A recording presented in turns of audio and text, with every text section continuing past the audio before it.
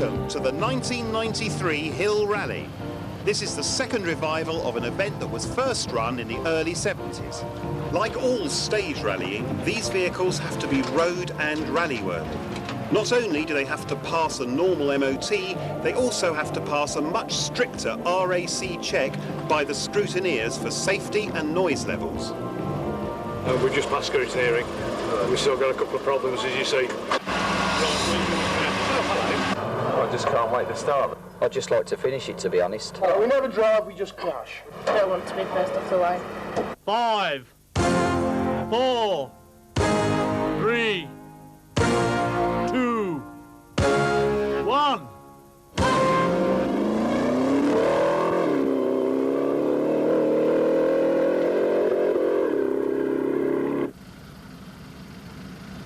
Classification stage to determine the order of the race start was held on Friday afternoon. First is last year's winning car, number 1, Stephanie and Rachel Simonite in their purpose-built Lamborghini 4.2-litre racer.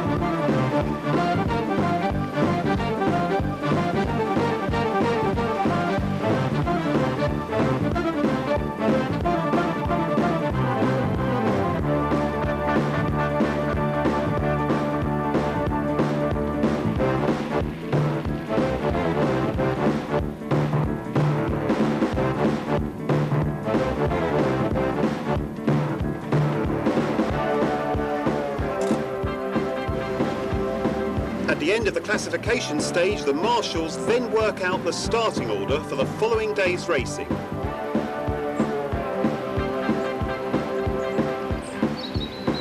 Final preparations for the race are carried out early the next morning, and then the racers make their way down to the start, which is outside the Baskerville Hall Hotel.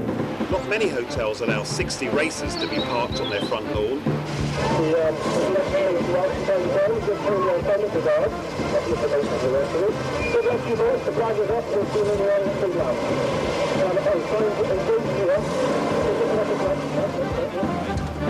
Paul Wood and Lorraine Downey roll off the start ramp onto the first road stage, which takes them up to the first time stages.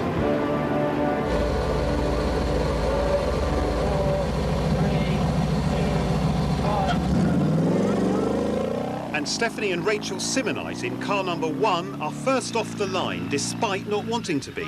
They were fastest on the classification stage yesterday, but already they are last because they picked up a 5-minute penalty because they clocked into a road stage too early. Desperate to regain their place, Stephanie's foot is hard down. She's got a lot of hard work to do if she's going to retain the title this year.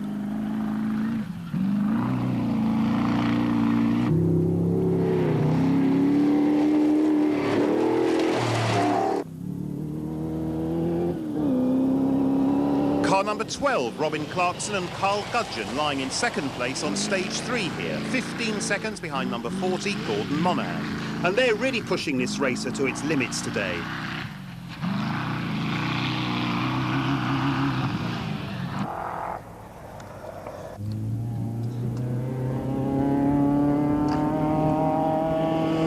Number 4, Phil Bakewell and Tim Marsh, 7th at the moment in a TMC 4x4, designed and built by Tim Marsh with a 2-litre Vauxhall 16-valve engine. They seem to be taking it easy up this hill, but number 14, Doug Devenald-Batt, certainly isn't. This is his first time in the rally and he's giving it everything he's got as he overtakes them on the top of the hill.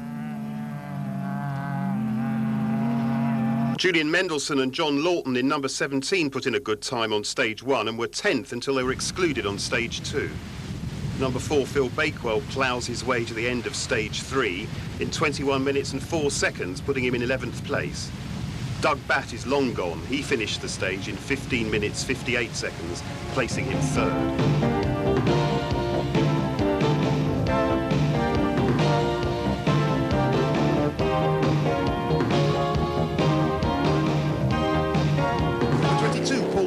And Tony Foster fly this stage in 15 minutes 43 seconds.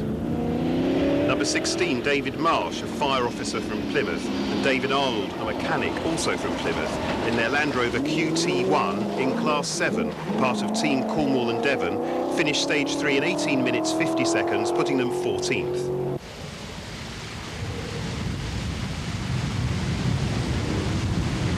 This is number 7, Paul Wood and Lorraine Downey in their Land Rover Special, a Series 1 body on Range Rover chassis. Lorraine is a pharmacist from Birmingham and likes motorsports and reading. Her ambition is to make no mistakes this weekend.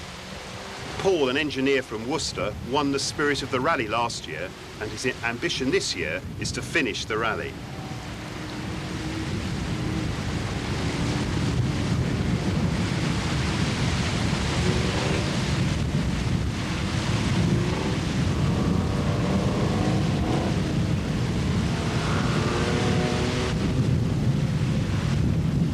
As they come off the mud, Paul powers down to finish in 17 minutes 38 seconds, putting them 7th. Number 15, Paul Hartfield and Simon Winnie in a Range Rover Proto. Finished stage 3 in 18 minutes 49 seconds, 5th fastest on stage, putting them 5th overall.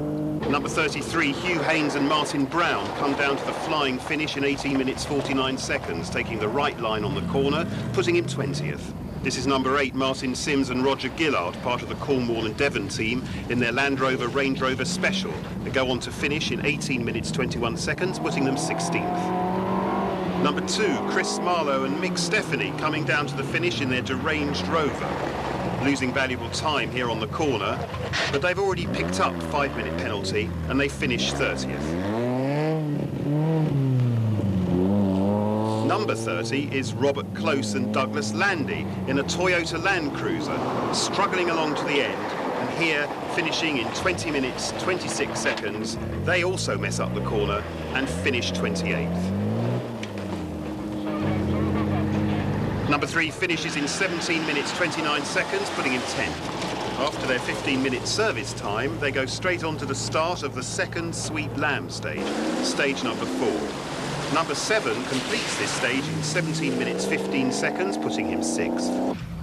Number 8, Martin Sims and Roger Gillard again put up a good time of 17 minutes 35 seconds, which raises them 2 places to 14th, and they continue to return good times on all stages, finishing 11th at the end of day 1.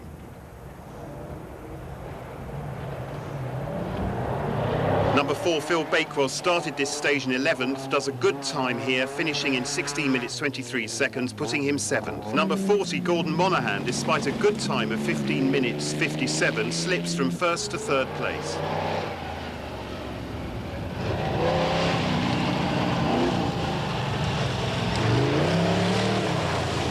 Everyone is now watching number 12, Robin Clarkson, a garage proprietor from Skipton, and co-driver Carl Gudgeon, joiner from Clayton Le Moors, when they took the lead on stage 3.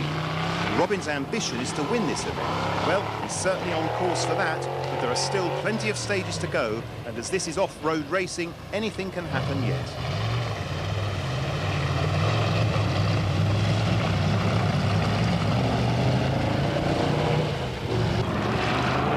Number 1, Stephanie and Rachel Simonite. Stephanie runs her own catering company in Bradford, and her hobbies are horse riding and skiing, and her sister Rachel is still a student. These girls won this event last year and came second in the Northern Championships. But they had a bad start this morning, but are slowly clawing their way back up the field. From last place, they have now climbed to 6th place.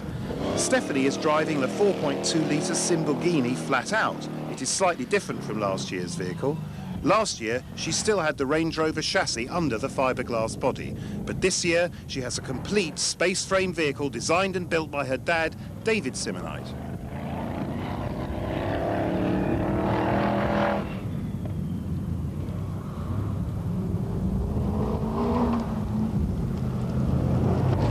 Car number 14, Doug Batt and Chris Lawther.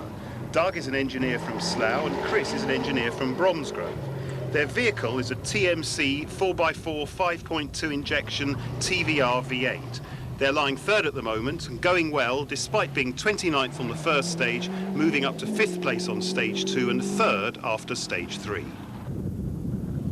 Number 12, Robin Clarkson and Carl Gudgeon finish off stage 4 in a fast time of 14 minutes 36 seconds, retaining their lead, but there's a lot of racing to go yet.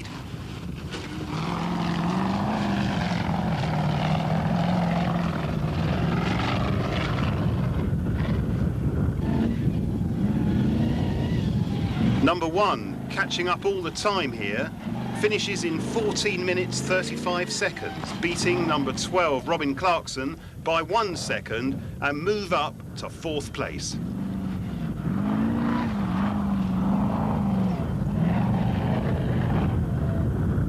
Number 14, Doug Batt, who clocks 15 minutes 14 seconds, 4th fastest, moves him up to 2nd place. Number 22, Paul Drinkwall and Tony Foster gain a 30-minute penalty here, dropping from 4th to 26th.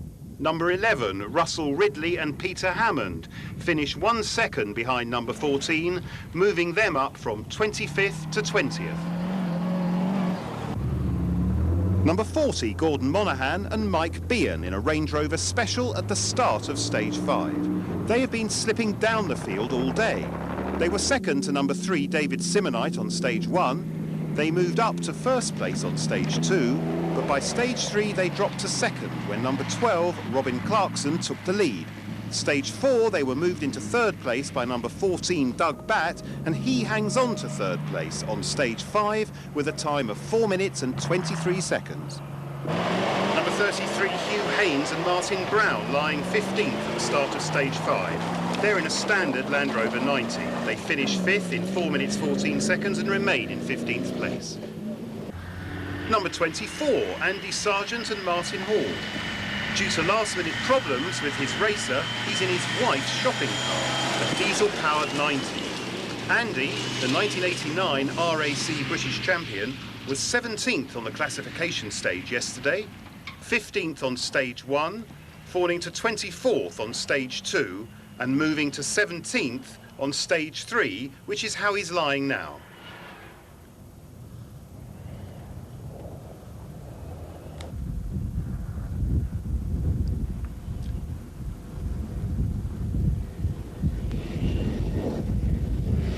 His time's looking good as he finishes in 4 minutes 14 seconds, moving him up to 14th place, 2nd in the diesel class. Number 16, David Marsh and David Arnold are leading the Cornwall and Devon team in 12th place. Teammate number 8, Martin Sims, is 3 places behind in 15th. The Davids from Plymouth have a string of past wins, including the 1988 ARC National and the Majors Trophy. A fairly slow time here of 4 minutes 24 drops them 1 place to 13th. Number 30, Bob Close and Doug Landy, currently lying 33rd, put in a time of 4 minutes 38 seconds, bringing up the rear for the Landcraft team and remaining 2nd to last. Number 4, Phil Bakewell and Tim Marsh are 7th, 2nd in the TMC team.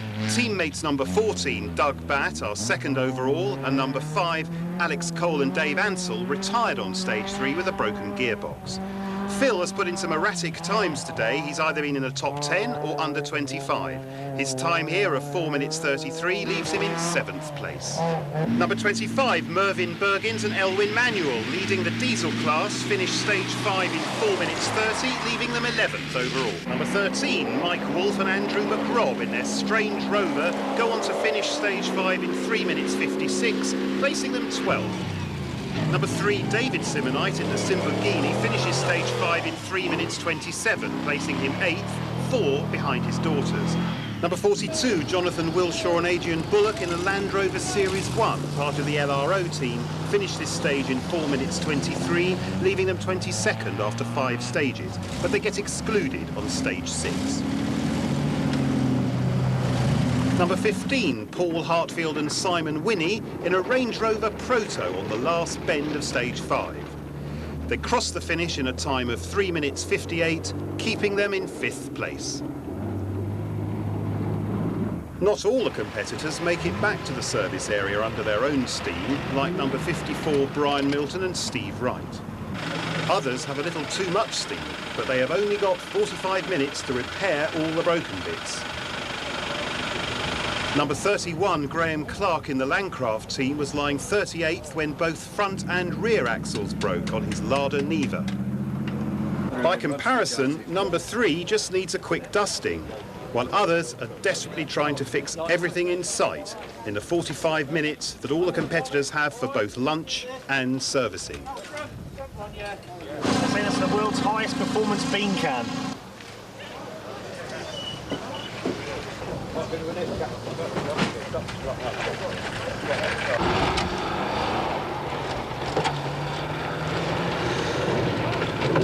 This is John Williams, clerk of the course, in his coil-sprung special, driving round it to open the next section.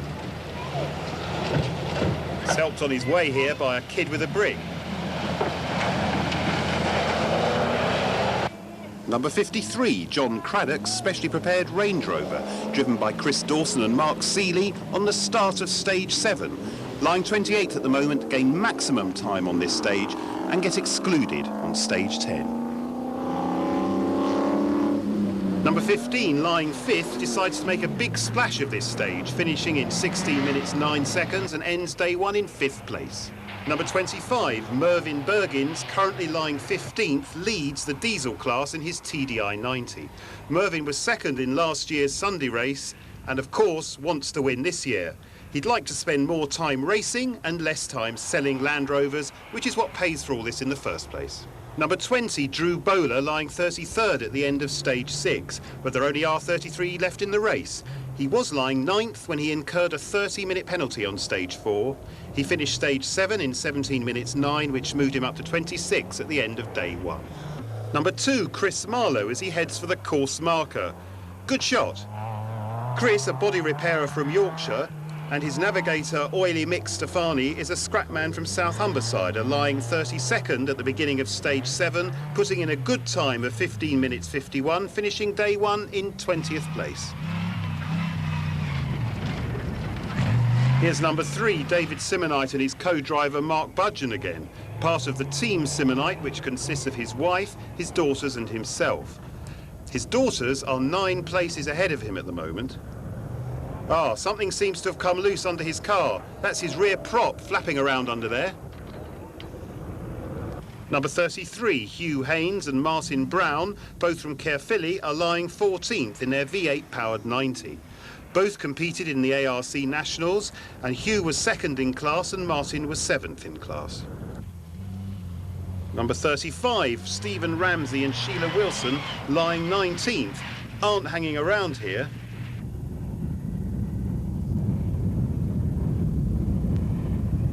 And they've caught up a lot on number 33. And they're going for the overtake as they disappear from sight. As they reappear, 33 is nowhere to be seen. Stephen has a quick glance back to see where they are and goes on to finish this stage in 18 minutes 21, leaving them 16th. Number 9, Dan Evans and Simon Jackson in a TDI 90 are speeding along as well. Lying 10th, Dan is quickly catching Hugh and Martin, finishing in 16 minutes 54 seconds, leaving him 9th, same as his position last year. 33 finished with a maximum time of 24 minutes, leaving them 19th. David Simonite is still having problems with his prop. It's the rear pinion that's sheared. Number 36, Stuart McCutcheon and Sheila King in a stretch Suzuki SJ413 finished stage 7 in 18 minutes 50, moving them up to 15th place at the end of day 1.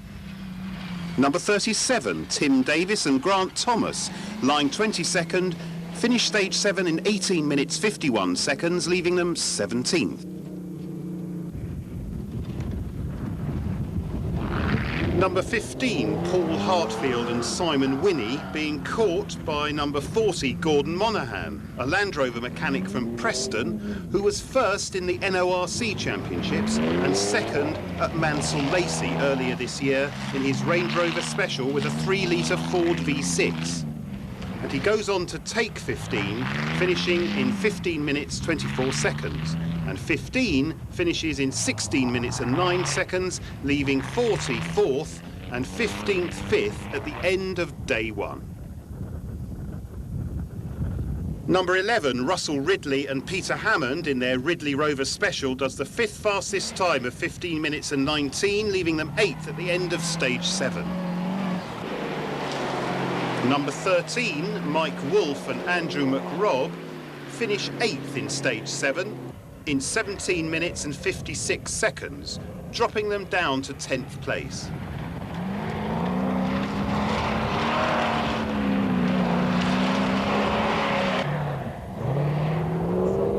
Number 17, Julian Mendelssohn and John Lawson put a good time on stage 1, placing them 10th, but were excluded on stage 2. Number 30, Bob Close and Doug Landy, lying 31st at the moment, part of the Landcraft team in their Land Cruiser with electric windows, stereo and a splattering of bullshit by profile, pick up a 30-minute penalty, which tumbles them to the bottom of the runners. Out of 60 entrants, 3 failed to start, with a further 23 having dropped out by the start of stage 7. Bob managed to finish the rally last year. Let's see if he can do it again. Number 43, Gordon and Helen Alderson in their Range Rover Special dropped from 21st to 23rd. Number 44, David Bishop and Stuart Powell in a Range Rover pickup. 18 inches has been removed from the back. David, who represented Wales in the Rover Cup in Spain, but that was for golf, is actually out of the race since he retired on stage 3. Number 10, Chris Hammond and Neil Wakefield in a Range Rover Land Rover hybrid were 10th overall last year and are lying 7th at the moment. Number 39, Phil Price and Brian Young are currently lying 23rd in the Performance Wheels Range Rover. Phil, a driving instructor from Kington, has previously done some rallying, but this is his first off-road event. Number 10 again, entering the last hill of stage 7, goes on to finish in 17 minutes 41 seconds, leaving him 7th at the end of day 1. Number 44 again, just continuing for fun as they are only eligible for the Sunday race. Stuart is having difficulty seeing because of the sun, is however keeping them on course. His main hobby is drinking, and one day he wants to own his own brewery. Just as well he's not driving. Phil Price, storming up the hill, finishes in 19 minutes 56, leaving him 22nd. Number 44 has broken his steering as David Simonite flashes past in the background, having earlier had prop shaft trouble, and collects maximum time for this stage, dropping him from 12th to 18th. Number 21, Mark Allard and Andrew Skelding in a Range Rover buggy are lying 20th at the moment. Mark from MJA Land Rover Services in Birmingham just finished the racer last weekend. It is 2 Range Rover front ends welded together and has a 3.9 V8 with a 5-speed viscous gearbox. Mark has spent a lot of time sitting in the peat bog on stage 7, and now his radiator is completely blocked and overheats constantly, so he has to stop and refill his water system. Number 2, Chris Marlowe, has just overtaken number 24, Andy Sargent, after Sargent overtook Marlowe when he was stuck in a bog at the bottom of the hill.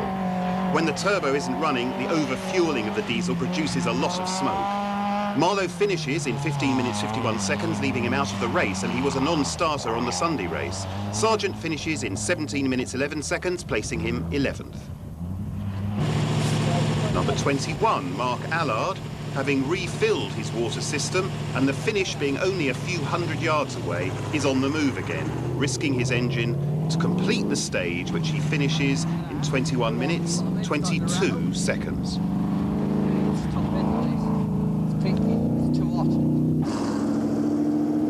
Meanwhile, back near the beginning of the stage, the back markers are plodding along.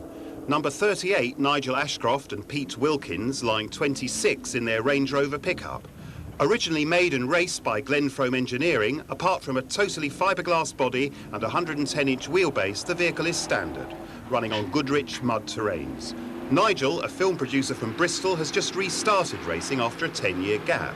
Pete has just won from BF Goodrich an expenses-paid trip to compete in the Baja 1000, and he competes a lot in the French tout-terrain rallies. Number 47, Bill Jones and Kevin Heathcote are lying 30th in their Mercedes G-Wagon. They hope to finish the rally with no major damage, which is not surprising when you know how much Merc parts are and how much knuckle skin it cost Bill in preparing the vehicle. Number 29, Robert Ivans and Simon Parker, part of the LRO team. They claim their vehicle is a 1956 Series 1, but they are entered in Class 8 non-leaf sprung over 3,500cc. According to Rob's article in LRO, he ran out of fuel on stage 5, but according to the official timekeepers, he retired on stage 3. But he's having a bash at 7 anyway. Rob is the technical editor for the LRO, and he blew his engine last year on the first day. And neither he nor Simon want to change the engine overnight again. They'd rather get a good night's sleep. Now, Rob won the Staffs and Shropshire Land Rover Club Comp Safari in 1992. Simon, single and defiantly staying that way, really should go into politics with a sense of direction like that. A quick U-turn here, Rob, will get you back on course. Not the best way to improve stage times.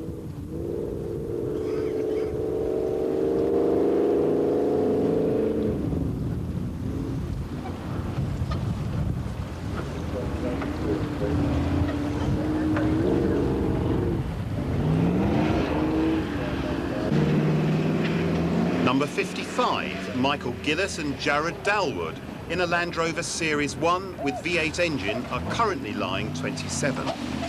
Michael, a car mechanic from Dudley, once fitted the body to a raft and sailed down the River Severn. But he still likes to tackle the water with his wheels firmly on.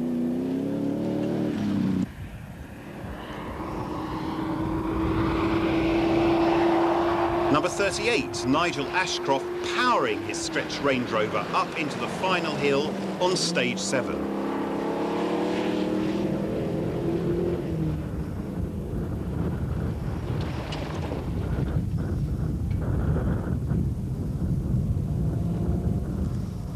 Number 47, hot on his trail, is Bill Jones and Kevin Heathcote. Bill wants to enter an African rally next year. He's had various wins with the Northern Off-Road Club and various other 4x4 clubs. He was 3rd in class at Manby Wheels this year. And Kevin wants to enter the Paris Cape Town. But first, can they catch number 38?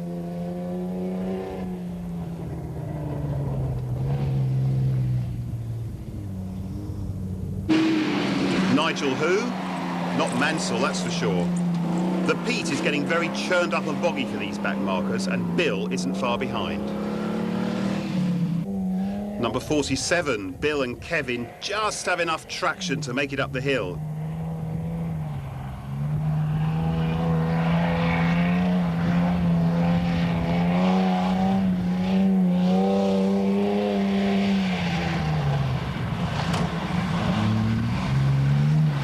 Struggling through the Pete, even with both axle diff locks engaged, but 38 is just around the next bend.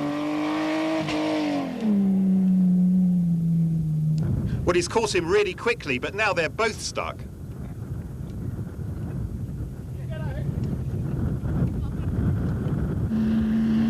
Number 55, Michael Gillett and Jared Dalwood were first in the Midland Rover Owners League, and they're very proud of the fact that they beat all the coilers. Of course, they're both very keen to finish this rally.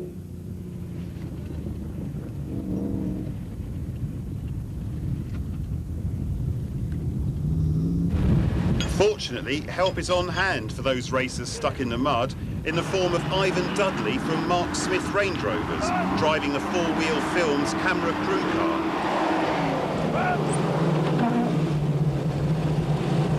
Number 42, Jonathan Wilshaw and a happy Adrian Bullock, part of Team LRO, were lying 22nd when they were excluded on stage 6.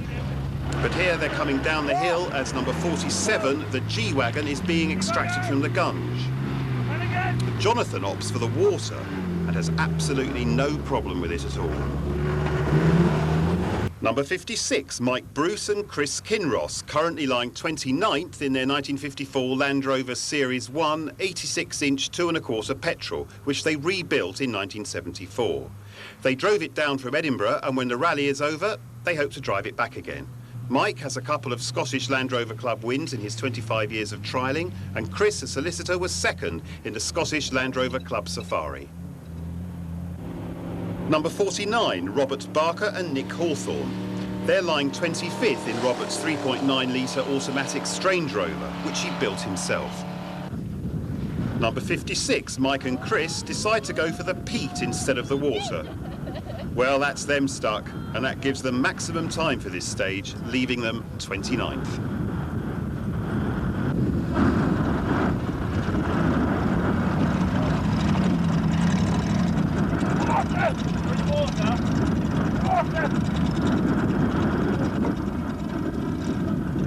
Number 49, Robert Barker and Nick Hawthorne take directions from the crowd. Despite getting maximum time on this stage, they climb 3 places and finish day 1, 22nd.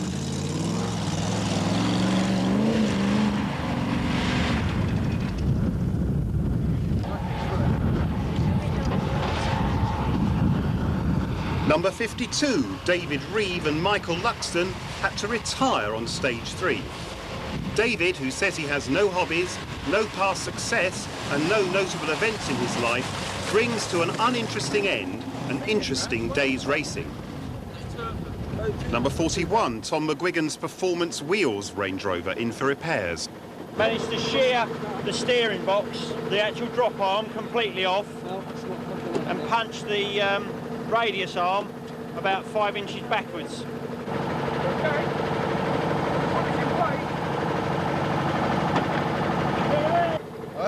Can I have some light? Well, we had a wheel bearing collapsed, or the pair of them collapsed, so we're just rebuilding it. We've got some new bearings and some hubs. This is what It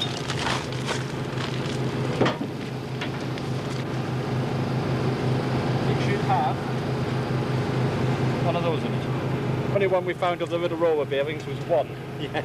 Only one fell out afterwards. We'd done about 20 road miles and about, well, must have been 8 to 9 stage miles. Did it affect your time today? Oh, yeah, it put us out. We lost time. It was so hard work fighting against it. It was so, brakes were on all the time. Eventually put us out of time.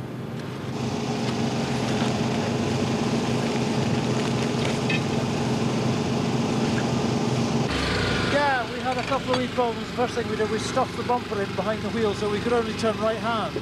That makes difficult left hand in. And then I broke my axle, but it managed to hang together until the end of the day. The preliminary results, he was 21st, but I'm not sure whether that's 100% or not. All right. Any serious problems with the car? No, nothing serious. Yeah, a bit more on the... Bit more. We just had a front wheel bearing become a bit loose.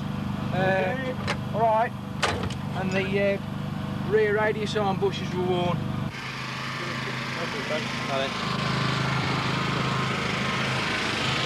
Yeah, very well. Very happy. No real problems. We've just been servicing it for the last 3 hours, just trying to get it ready for the morning. So we're quite happy now. Sealed it up. Go get something to eat. You know your times for today? We're not really sure. We know we were second overall after 5 stages, but we haven't been up to check them yet. So yeah, we should be somewhere definitely in the top 5, I think. Just change your def now. Yeah, we have both disco. Change one out of Sweet Lamb and just another one there now. Yeah, I'm all ready for tomorrow. Yeah. Be ready another half an hour.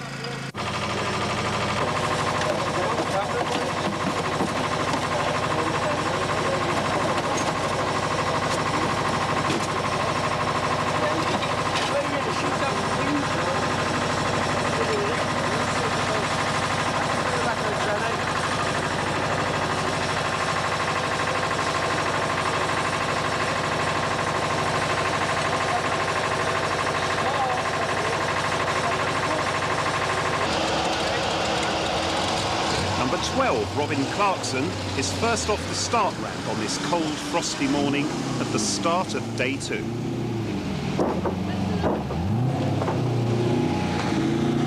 He's followed by number 14, Doug Batt, who is 2 minutes and 44 seconds behind.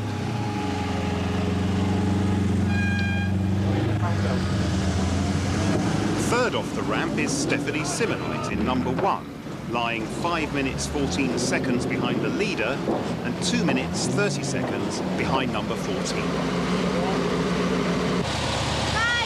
4, 3, 2, 1, go! Robin Clarkson starts with a comfortable lead, but anything can happen. 1, go! Number 14, Doug, is settling well into his new racer. He has a 2.5 minute lead over third place, but he is 2.5 minutes behind the leader. Go! Number 1's 5-minute penalty yesterday set her back a long way, and at the end of stage 8 there is no change in the top 3. They all finished in 2 minutes 36 seconds.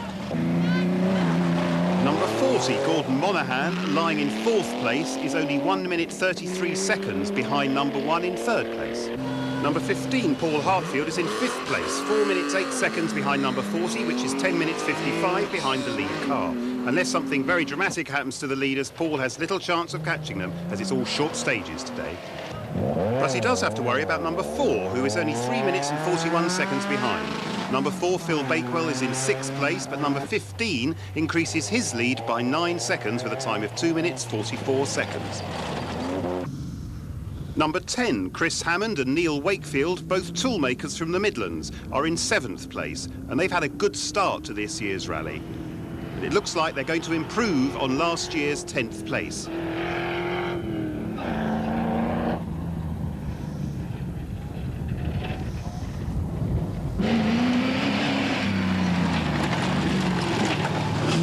Number 13, Mike Wolfe and Andrew McRobb, lying 10th. They are the first car not using the Maxi Cross open treads. Instead, they're using standard Bridgestone Dueler MTs.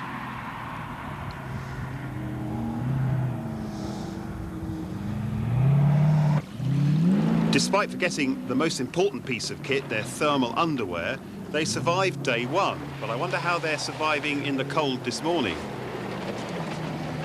Number 24, Andy Sargent, lying 11th, leading the diesel class in his slightly modified TDI, producing 148 bhp instead of the standard 107. He finishes in 2 minutes 44 and remains in 11th. Number 8, Martin Sims, lying 11th at the end of day 1, is looking fast this morning. Last year he finished 8th overall and 1st in class, and at the moment is the first Cornwall and Devon car.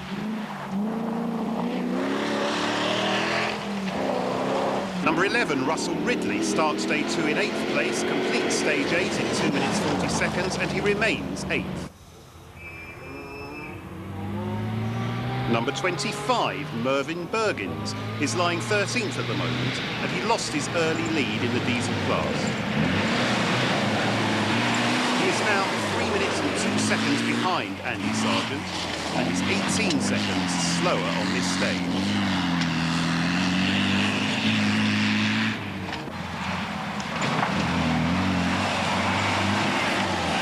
Number 16, David Marsh and David Arnold, part of the Cornwall and Devon team, are lying 14th. David Marsh is trying to realise his ambition of breaking the sound barrier in a Land Rover. Completes this stage in 2 minutes and 49 seconds, climbing to 13th place. David says he wants to travel to the moon, but he won't be going there today in his Land Rover along that slippery path. Number 37, Tim Davis and Grant Thomas finished the rally 15th, 6th in class. Number 35, Stephen Ramsey and Sheila Wilson, start the second day lying 16th. They like to go at the rough stuff hard. They're certainly taking a pounding with those leaf springs.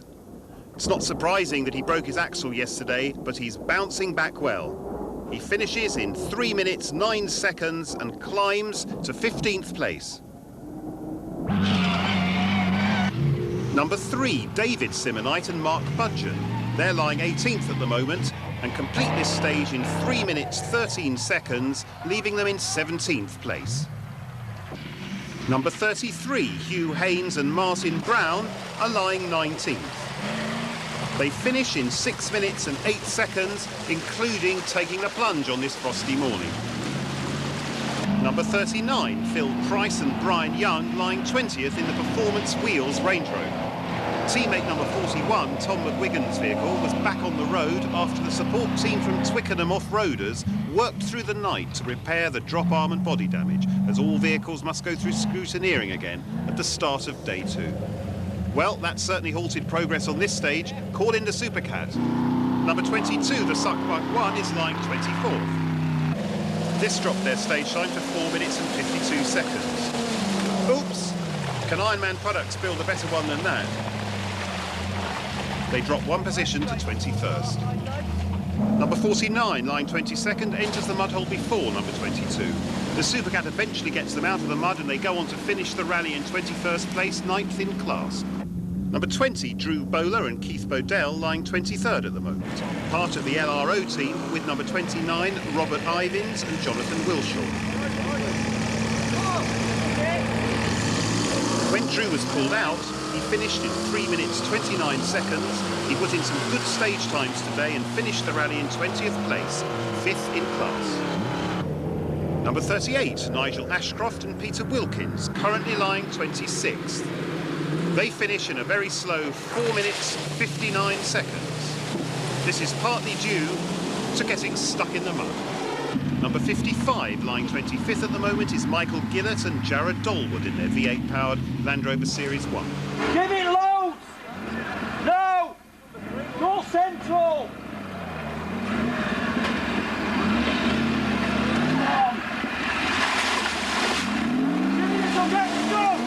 With the marshal's help, they power through the mud and would have made it straight up the hill if it wasn't for number 38, still doing his hippo impersonation. Quick reverse, and he's off up the hill, showing number 38 how it's done and finishing in 3 minutes and 40 seconds.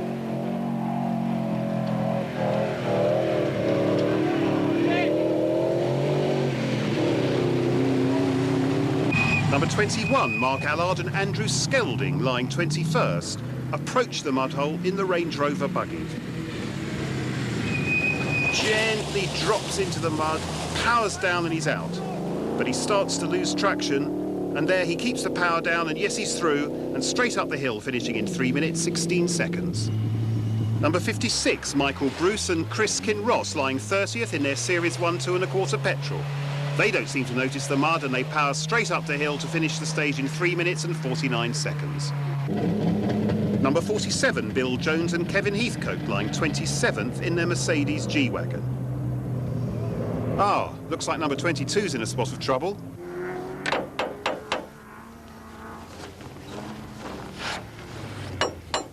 So we seem to have the brakes locking on, and steering's gone solid, so we're just investigating, trying to find out what's up.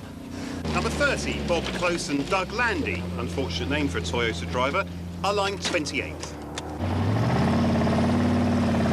Number 22 has fixed his brakes now and is ready to rejoin the race, but he'll probably get maximum time now. Number 47, Bill Jones, plods into the mud, gaining the slowest time of 6 minutes 43 seconds. Number 6, Michael Bloomfield and David Forrest, who retired on stage 3 yesterday, seem to be off to a good start in the Sunday race, but they retire a little later on this stage. Number 17, Julian Mendelson and John Lawton do the fastest time of the Sunday races in 2 minutes 43. Number 26, Keith and Ben Gott were excluded on stage 2 yesterday because they stopped to tow someone out of the mud. They finish in 4 minutes and 32 seconds. Number 31, Graham Clark and Bob Webster, with both axles repaired in their Lada Niva, part of the Landcraft team, approached the mud hole with a secret weapon. But even with 5-wheel drive, they still need the Supercats to get them out. The Supercats now rescue number 34, Ted Ivory and Nigel Bone, part of the Cornwall and Devon team, and they finish in 7 minutes 3 seconds, putting them 13th in the Sunday race. Competitors even get a chance to a bit of green laning down to the start of the next stage. Number 14, Doug Batt, still lying second. Clarkson has increased his lead by 4 seconds to 2 minutes 48 seconds. Number 1, Stephanie Simonite, lying third, has reduced their lead, and she is now only 1 minute 48 seconds behind the Bat, and with 5 stages to go, can she do it? Number 40, Gordon Monaghan, still in 4th place, dropping a further 34 seconds behind number 1. Caution board at junction 5 hasn't been put up, okay? So just sign to say that you know about it. So be careful when you see junction 5 number coming up.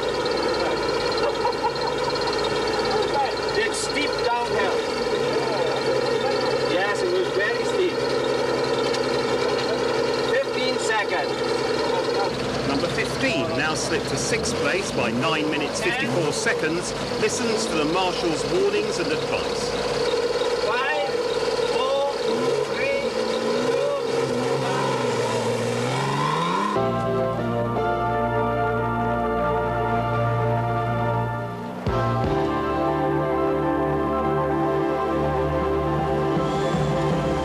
25, Mervyn Bergin, still lying 13th, went on to break his gear selector on stage 13 and is out for another year, but he'll be back.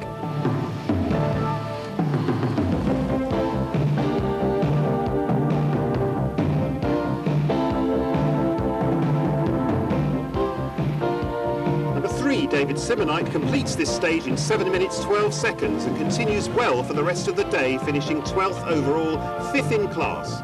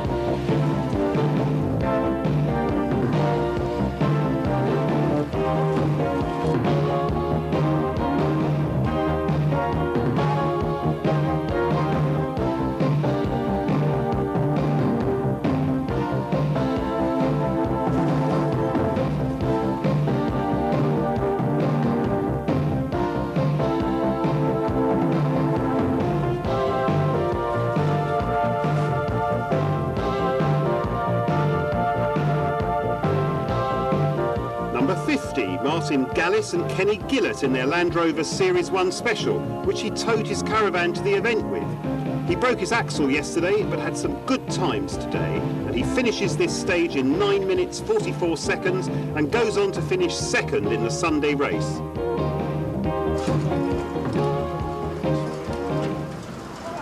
Oh, not so bad. Not so bad at all. Haven't managed to bust anything just yet. A service time of 15 minutes was allowed before competitors had to tackle stage 11, the lane.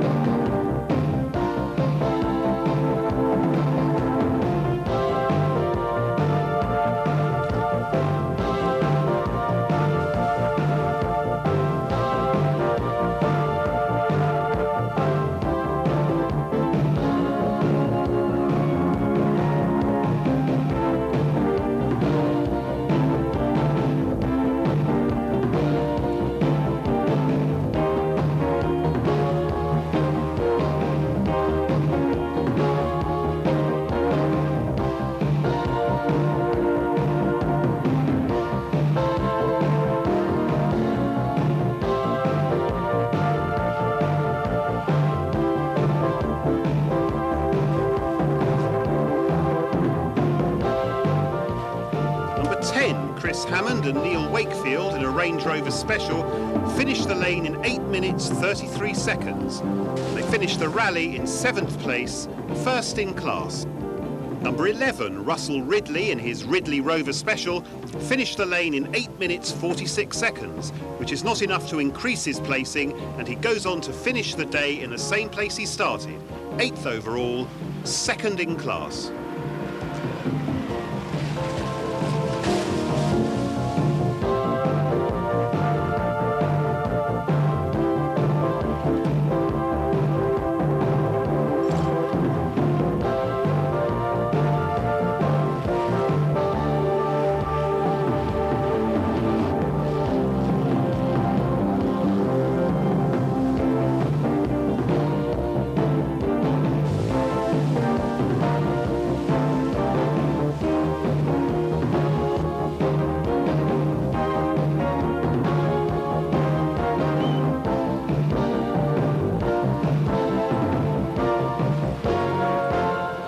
Number 38, Nigel Ashcroft, has a roaring start and drowns his engine in the first puddle. He later blows his rear diff. Still plenty of back markers to start. Coming up now is number 56, Michael Bruce and Chris Kinross, who go on to finish 23rd overall, third in class. Then they drove back to Edinburgh in the Land Rover and were awarded the Spirit of the Rally trophy.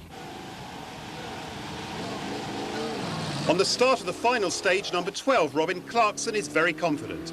All he has to do to win is to finish the course, as he has 2 minutes 23 second lead over the next car. As he comes out of the wood across the finish line, checking his time is merely a formality. 5 minutes on this short stage in Cliro is a slow time, but he knows he's won. Number 14, Doug Batt, on the start line. He knows if he's going to hang on to second place, he has to have a fast time here. Number 1, Stephanie Simonite, is only 13 seconds behind him, and he comes down to finish in 4 minutes 42 seconds, and that's a very good time, but is it enough? He just has to wait and see how the girls will do. How do you think we did? Number 1 on the start. Can she make second place, or will she just have to make do with third this year? The Maxi-Cross tyres that all the leaders have been using have certainly proved themselves in this gruelling event. But how are the girls doing? And as they cross the finish, the clock stops at 4 minutes and 17 seconds. So, who's good at maths? Okay. How do you do? Okay. All right, Nichols? Yeah, fast. Yeah. I think I broke my fingers. Are you driving it? Number 40, Gordon Monaghan, has a comfortable lead in 4th place, with the next car 14 minutes 43 seconds behind.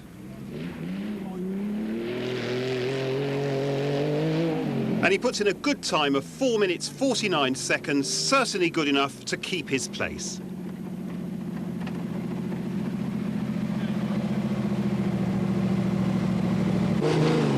Number 15, Paul Hartfield, is lying in 5th place.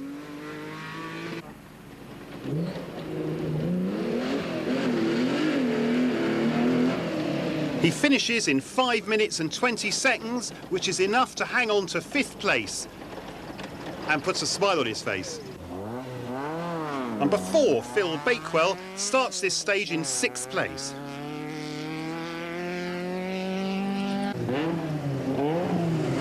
He finishes in 5 minutes 2 seconds, taking 6th place and first in the Performance Industries class. 13. Number 37, Tim Davis and Grant Thomas were lying 17th this morning, moved up to 15th and end 6th in class. Number 8, Martin Sims and Roger Gillard only managed to move up 1 place today to finish 11th overall, 4th in class. Number 33, Hugh Haynes and Martin Brown have had a good day today. They've moved up from 19th to 16th overall and take 1st in class.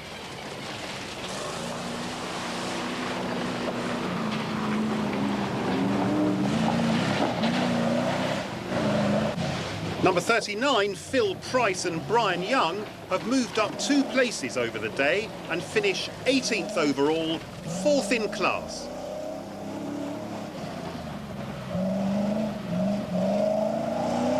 Number 5, Alex Cole and Dave Ansell heading for 1st place in the Sunday race.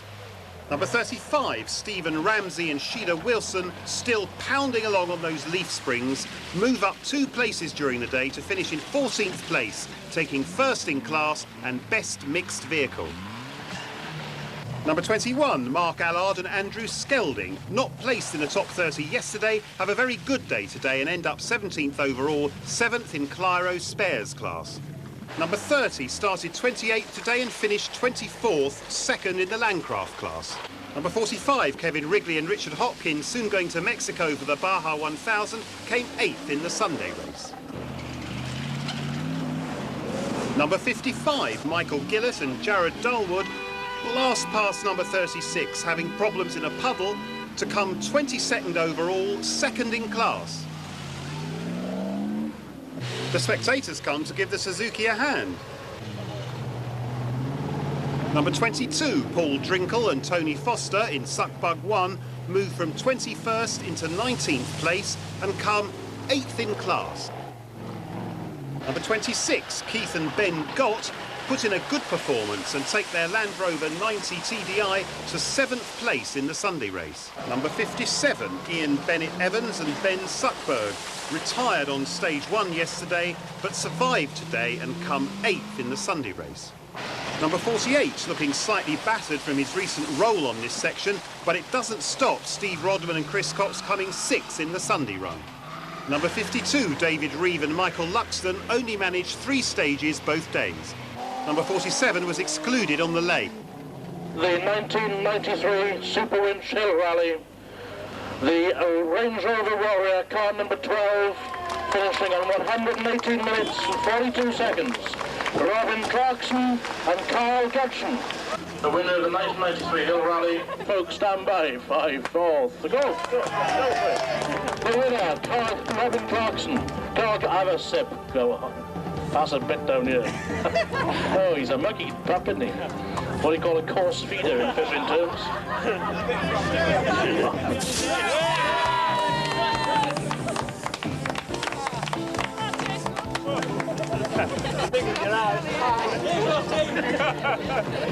What a good idea. The Range Rover Warrior, 4.3 litres on Coral Springs. Oh, look! You got Yesterday we asked all the competitors what their ambitions were in the sport, and Robin's was simply to win this event. So this is an ambition realised. The winner of the 1993 Hill Rally is Robin. Thank you very much. How does it feel? Feels good now. It felt bad earlier on, but it feels good now. A bit different to last year? Yeah, a lot more success than last year, yeah. Now, what was the most difficult part of this hill rally? I don't know really. What was the most difficult bit? Yeah. I don't really know. Just keeping it going today, I think, probably the hardest job. You know, and the thing that we didn't know is it's like where everybody was behind us, sort of thing. You know, how close they were and what thing and other which. So you've got to go fairly quick. I think that was the hardest bit. Now, how good a run has it been for you mechanically? Everyone else had all sorts of problems. All right, we haven't had many problems really at all. A bit of missing in water occasionally, and we seized the steering damper up on the last stage yesterday, which caused a lot of trouble. Steering was sort of half locked up most of the time. So besides that, trouble-free really.